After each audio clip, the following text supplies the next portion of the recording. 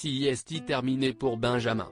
Épuisé physiquement, le jeune aventurier de Koh Lanta, le feu sacré a pris la décision d'abandonner définitivement le jeu de TF1.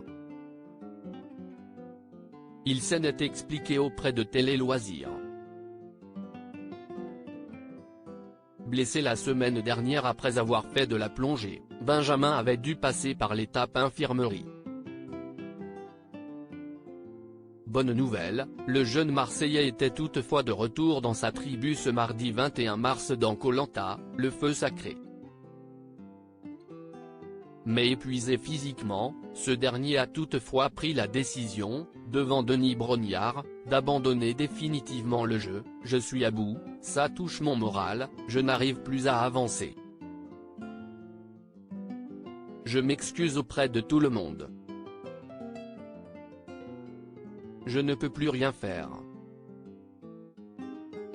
Je décide de quitter l'aventure et les jaunes. » Benjamin voit donc son allié Tania, éliminé lors du dernier conseil, revenir dans l'aventure. Le candidat revient sur son parcours auprès de Télé Loisirs. Benjamin, Koh Lanta 2023, abandonner était la seule décision à prendre. Télé Loisirs, Denis Brognard vous a indiqué que tous les aventuriers ayant abandonné de leur plein gré finissent par le regretter. Est-ce le cas aujourd'hui? Benjamin, honnêtement, en répondant à mon état à ce stade de l'aventure, je n'ai aucun regret. J'étais vraiment au bout de mes capacités physiques. C'était impossible de faire autrement, donc c'était la seule décision à prendre. Est-ce votre accident de plongée ou une accumulation qui a provoqué votre abandon? Non, Sieste un tout.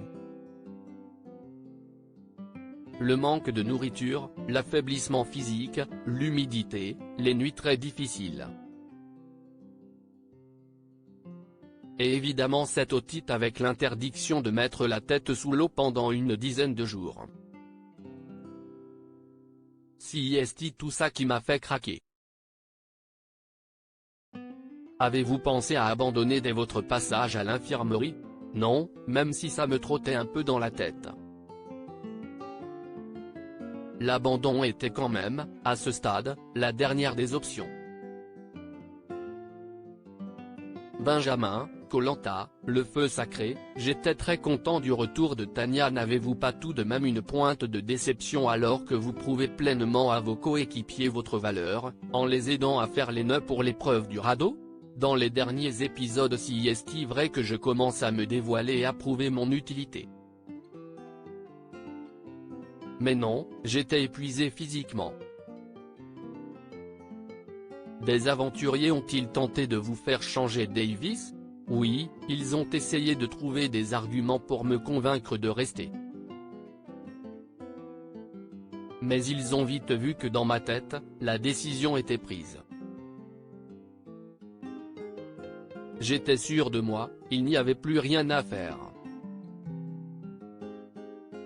Ils ont été bienveillants et ont compris ma décision.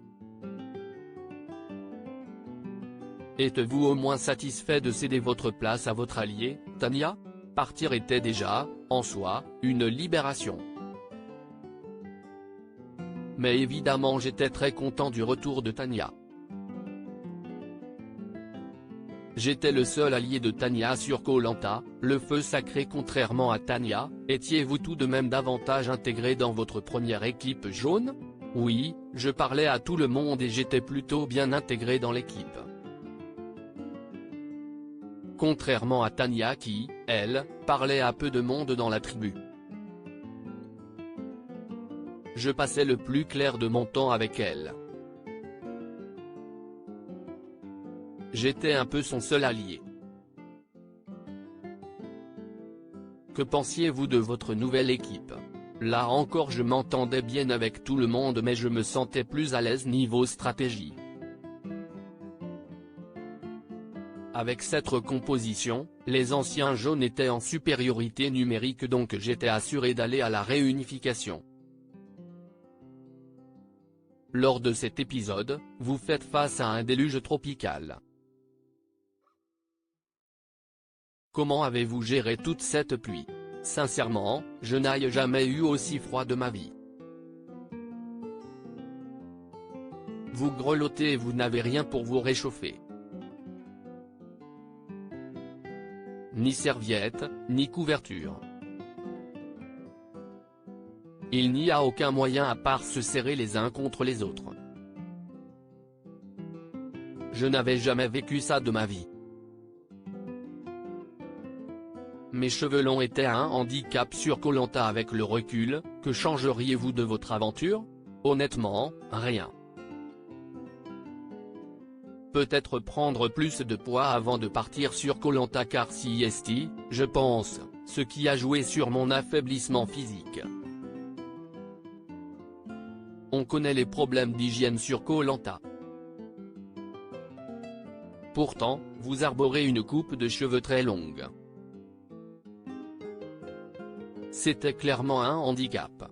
Il faisait tellement humide que mes cheveux l'étaient également en permanence. CST super désagréable. C'était une hantise sur place. Avec les cheveux courts j'aurais été meilleur. Rire, à lire aussi. Je ne vais pas dévoiler sa vie, agacée, Tania, Koh Lanta 2023, dément les rumeurs de rapprochement avec Benjamin.